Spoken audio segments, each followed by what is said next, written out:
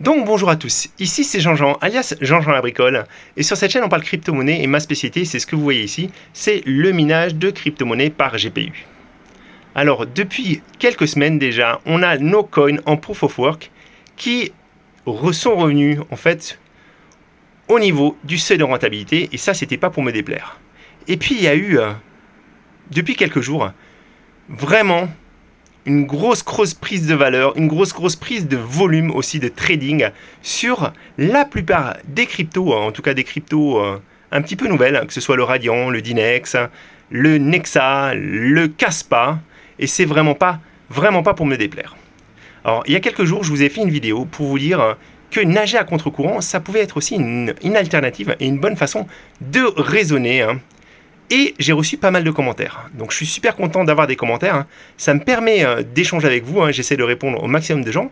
Et ça permet aussi un petit peu de me remettre en question. Parce que je vous rappelle, dans le domaine des cryptos, ça va très vite. Il faut savoir se remettre en question. Jean-Jean fait des erreurs. Jean-Jean vous partage ses erreurs. Mais Jean-Jean ne fait pas que des erreurs, heureusement. Donc aujourd'hui, on va analyser un de ces commentaires. Parce que ça m'a touché. Et je ne veux pas vous asséner ma vérité, mais je veux vous ouvrir l'esprit aussi par rapport au minage. Donc on va tout de suite passer à la vidéo. Avant de commencer, je vous fais un petit point sur ce que je suis en train de miner actuellement. Donc au 15 avril 2023, donc j'ai positionné ma ferme quasiment que sur le Dinex. Donc je mine du Dinex et je mine un petit peu de Raptorum pour soutenir le projet sur mon petit rig qui est à Bordeaux.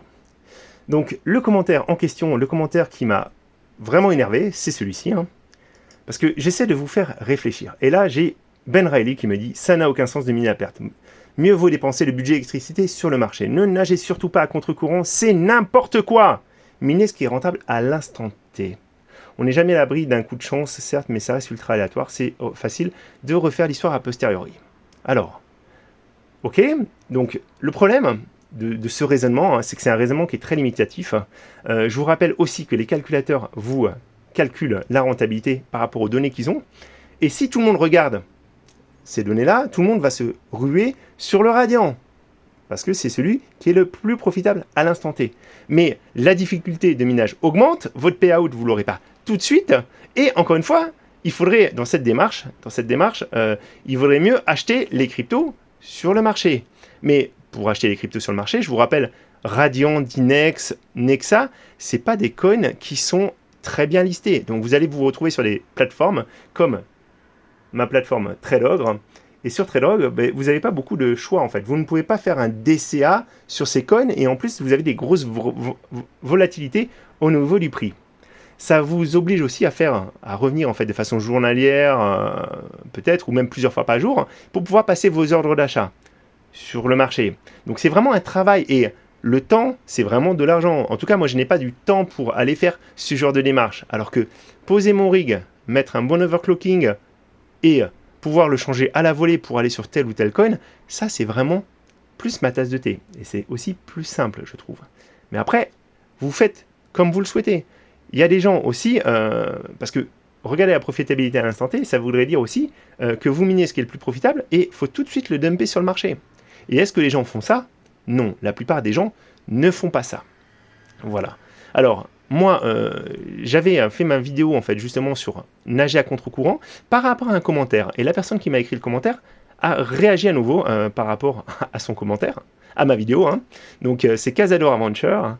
Et en fait, donc lui, il m'explique, en fait, il a arrêté de miner du Radiant parce que la grosse difficulté est arrivée sur le Radiant.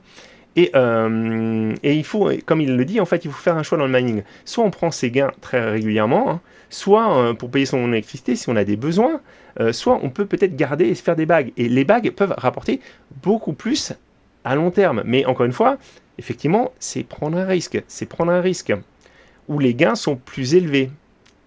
Donc chacun peut avoir sa propre stratégie, mais il ne faut pas asséner une stratégie comme étant la stratégie ultime, comme étant la seule stratégie.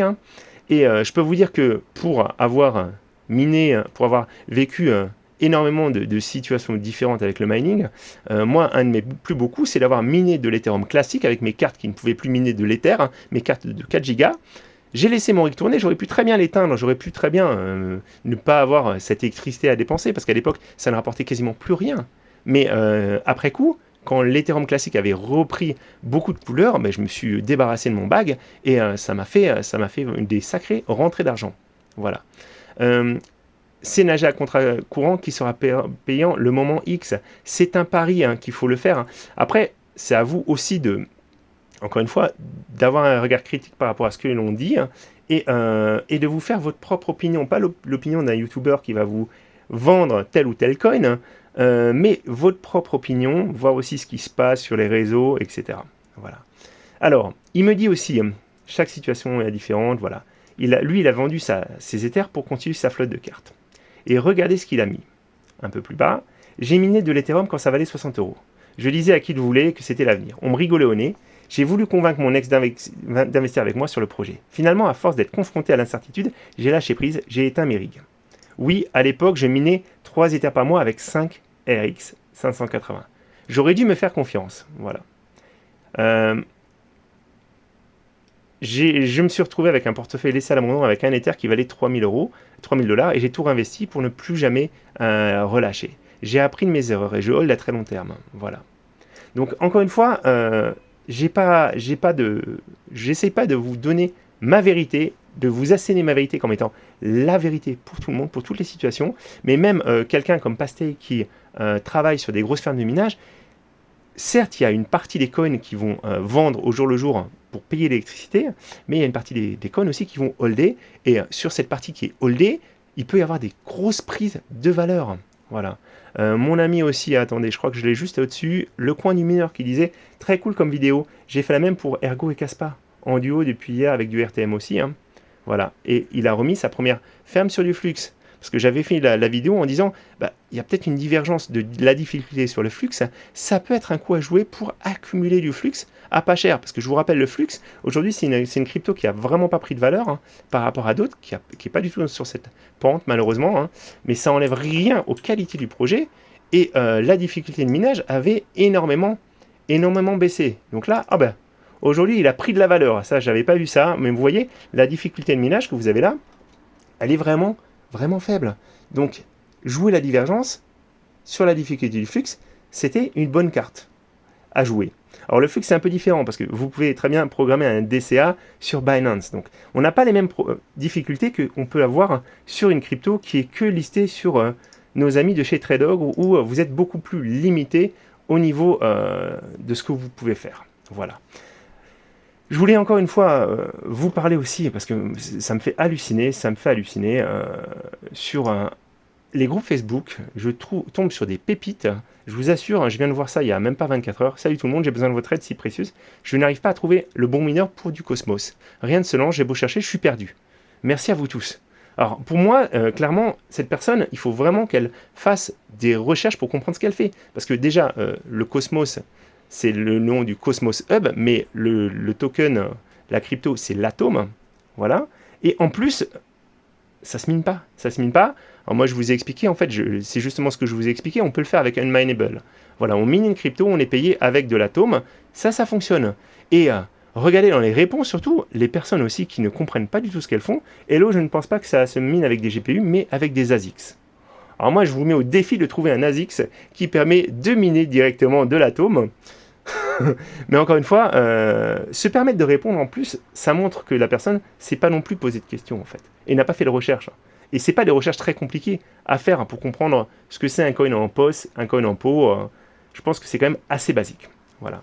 Je voulais aussi vous montrer, parce que ça, j'ai partagé, vous savez, ce petit logiciel qui permet d'avoir son bag.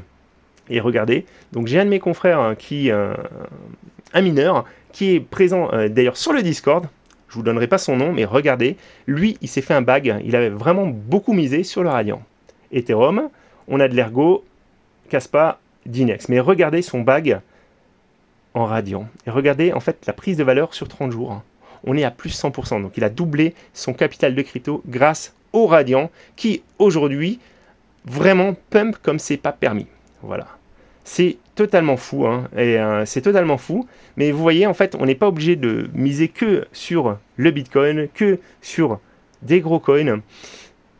Jean-Jean ne sait pas quel projet va décoller. J'ai bien fait des mises en garde aussi par rapport au Radiant, parce que miser tout sur une crypto, c'est complexe, surtout quand on ne connaît pas les développeurs qui sont derrière, ce qu'ils ont fait.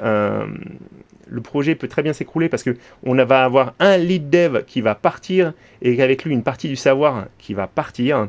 Je vous montre aussi un autre portefeuille. Alors celui-là, il est très exposé au Raptorum. J'espère vraiment que le Raptorum va décoller pour lui parce qu'effectivement, ça ne fait pas du tout. Regardez, son portefeuille sur 90 jours, il prend que 4%. Voilà.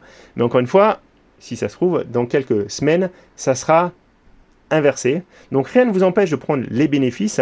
Je pense que cette personne qui a misé gros sur le Radian pourrait peut-être prendre une partie de bénéfices, vu que le Radian, je vous rappelle, sur la journée d'aujourd'hui, il fait plus de 40%. C'est complètement fou. Je pense qu'il risque d'y avoir une correction. Ça serait tout à fait normal qu'il y ait une correction. Mais en tout cas, moi, ça me fait très très plaisir. Ça me fait très plaisir de retrouver de la rentabilité. J'espère vraiment qu'on va pouvoir garder ce niveau. Je ne demande pas à ce qu'on ait la même rentabilité que lors de la période Ethereum. Ça, ce qui serait bien aussi, c'est qu'on ait plus ces problèmes de pénurie de cartes graphiques. Parce que je vous rappelle aussi, donc on a les premiers coins en Proof of Useful Work qui sont en train d'arriver. L'IA a besoin de beaucoup de cartes graphiques. Donc espérons qu'il n'y ait pas trop de tension à ce niveau-là. Moi, de toute façon, je reste avec ma ferme telle qu'elle est en l'état. En ce moment, je n'investis plus dans du nouvel équipement. J'essaye d'avoir un petit peu de visibilité pour savoir ce qui va se passer pour la suite. Voilà. Donc j'espère que ça vous a intéressé. N'hésitez pas à commenter. Encore une fois, j'accepte bien les commentaires, j'accepte bien les critiques, il n'y a pas de problème. Mais ne présentez pas votre solution comme étant la seule solution. Voilà, c'est tout. C'est tout ce que j'avais à dire sur ça. Il y en a qui me disent, voilà.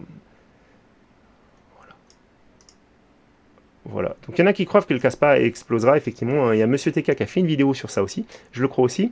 On a aussi certaines cryptos qui, malheureusement, vont nous poser problème à nous, mineurs en GPU. Ces cryptos, ce sont notamment le Radian et le Kaspa, parce qu'en fait, ils ont misé ça sur des algorithmes SHA-256, des dérivés du SHA-256, et malheureusement, ces algos risquent de voir arriver rapidement des ASICs. Pour le Kaspa, c'est déjà le cas, et malheureusement, les ASICs sont nettement plus puissants et nettement moins énergivores que nos cartes graphiques. Du coup, on va vraiment avoir une migration assez rapide au fur et à mesure que ces mineurs ASICs débarquent. Voilà. Et dans quelques mois, on ne pourra plus miner malheureusement ces cryptos avec nos cartes graphiques. Donc c'est un petit peu le dernier moment peut-être pour faire notre bague ou alors miser encore sur d'autres coins. Voilà. Donc je vous dis à très bientôt les amis, c'était Jean-Jean.